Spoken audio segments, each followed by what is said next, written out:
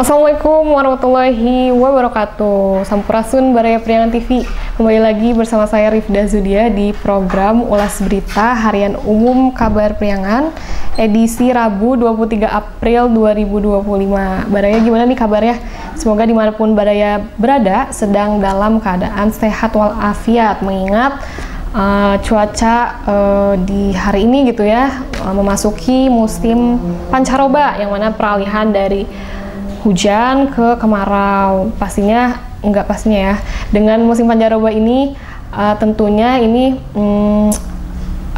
berpotensi untuk kita rentan terhadap penyakit-penyakit. Nah, kita mengingatkan nih buat Baraya Priangan TV di musim pancaroba ini, jangan lupa untuk selalu menjaga kesehatan dan cukupi kebutuhan mineral setiap hari dengan meminum 2 liter air mineral atau setara dengan 8 gelas air untuk agar tetap fit gitu ya, tetap semangat, tetap sehat menjalani aktivitas sehari-hari.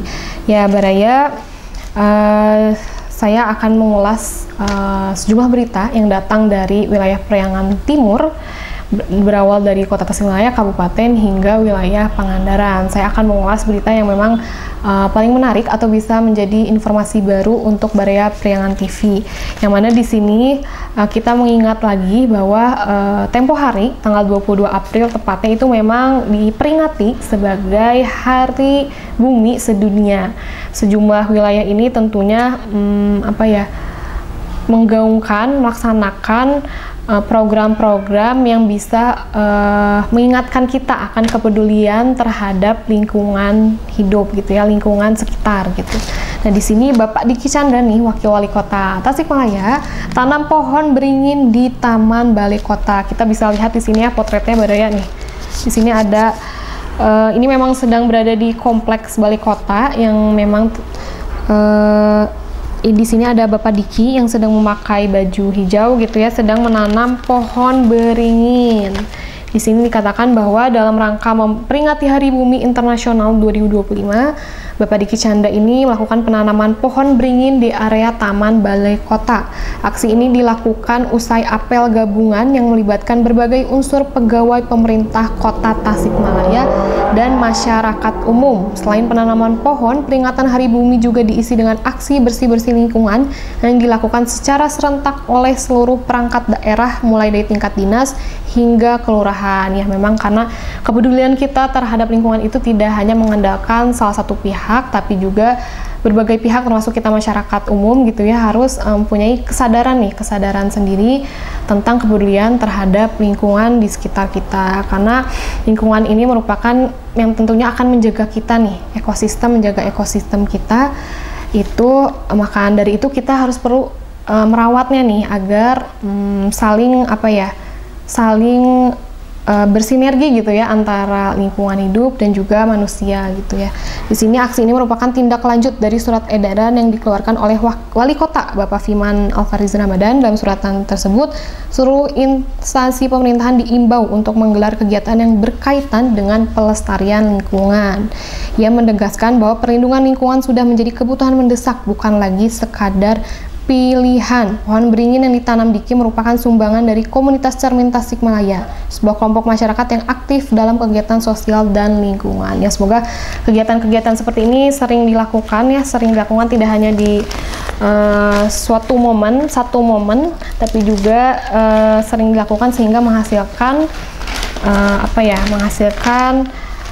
hasil yang memang bermanfaat untuk masyarakat Tasikmalaya khususnya, sehingga kita juga terus tersadar nih akan kepedulian kita terhadap lingkungan.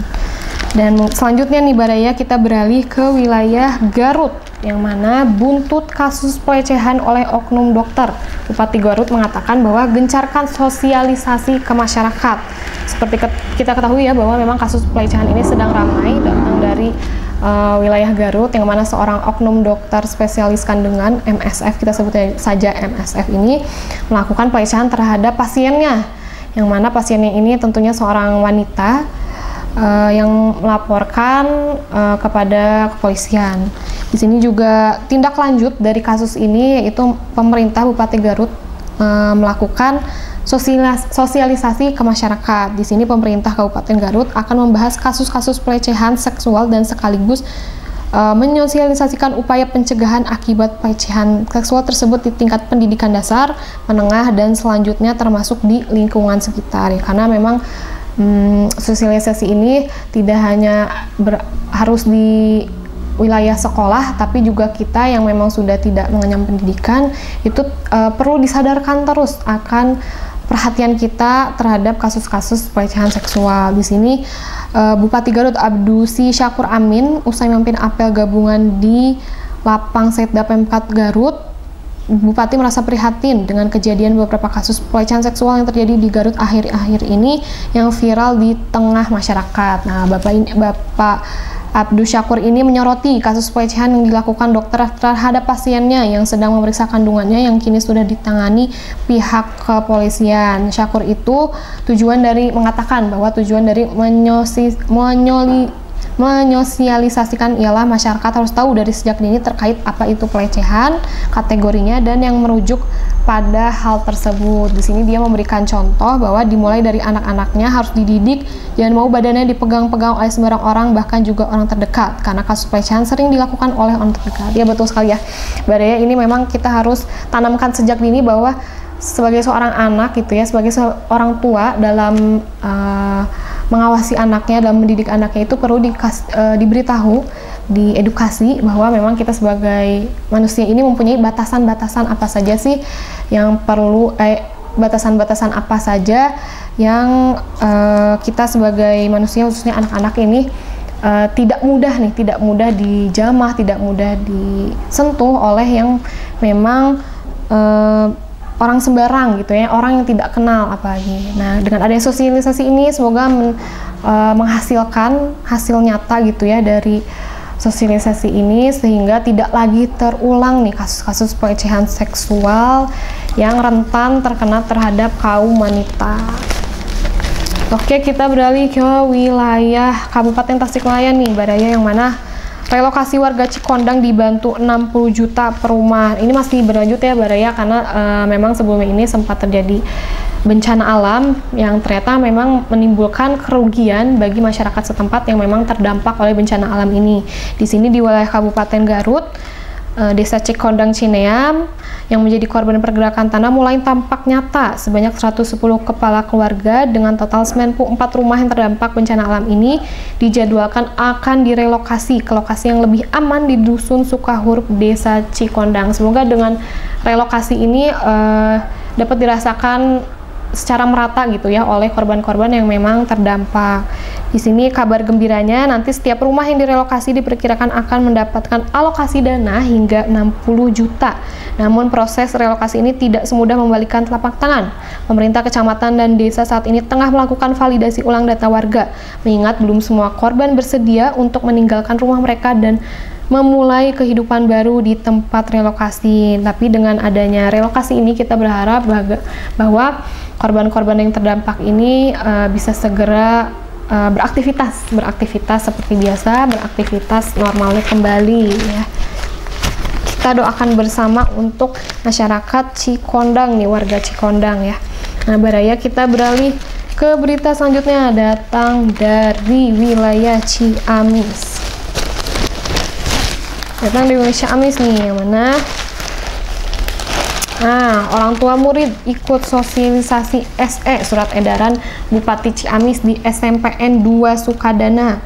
Di sini di Kecamatan Sukadana, puluhan orang tua siswa SMPN 2 Sukadana mengikuti sosialisasi surat edaran Bupati Ciamis Herdiat tentang larangan siswa membawa kendaraan ke sekolah.